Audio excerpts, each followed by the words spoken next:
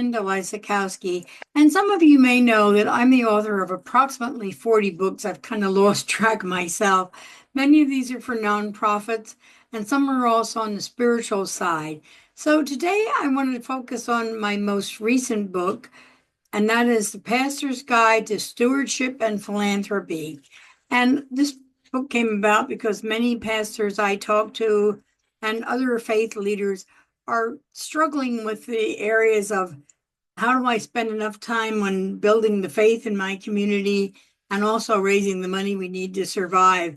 So what I'm going to do, I'm going to be recording a series of these little videos talking about most of my books that I have out for publication. And I want to start by reading some excerpts from this book. And then if it's something that interests you, I'll give you a link that you can go on and purchase the book. It's available through Amazon.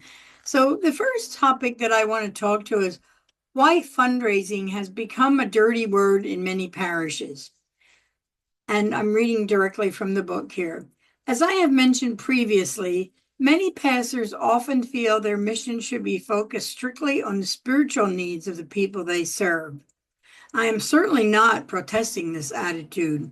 Those involved in the ministry have my utmost respect and admiration. It is not an easy task, and I fully understand how challenging it is to be in this position. It is certainly more than a job. It is a calling, a vocation, and only very special people can fill this role. And we don't expect you to neglect your role as a spiritual guide to the people you serve.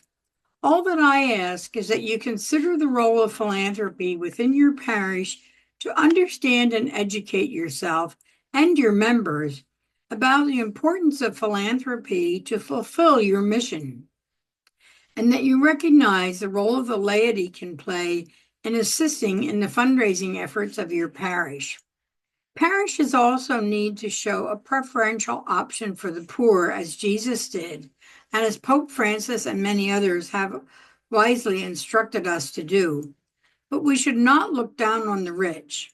We must not be afraid to ask them their share of wealth, to share their wealth with the poor and with the religious place of worship who care for the poor.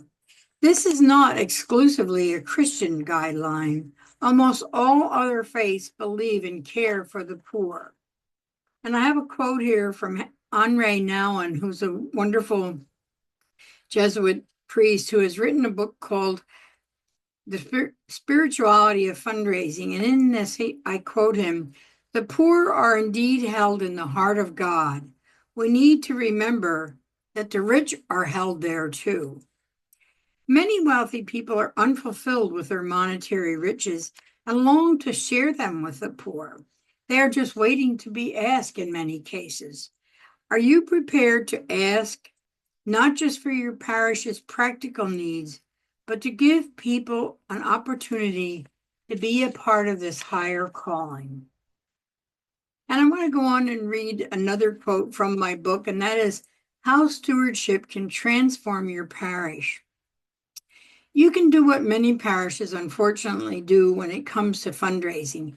Nickel and dime your members and donors by having endless special fundraising events, mailing them regularly, and asking for a special one-time project donations.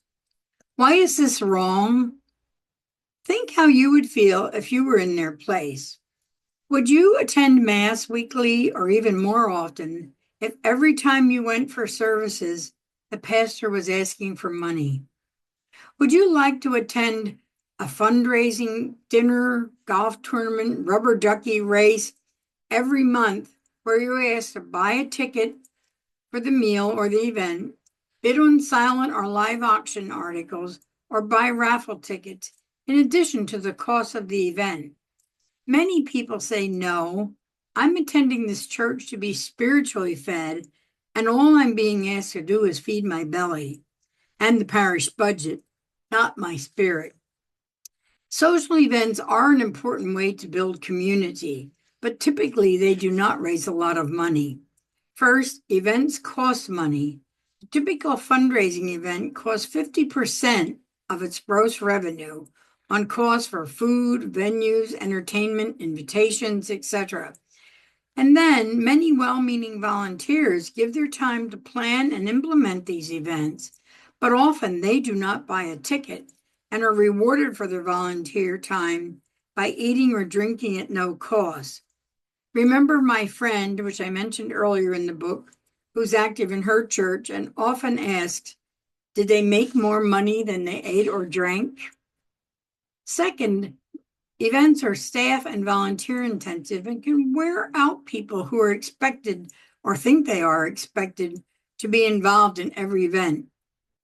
And then donor fatigue is a final consideration.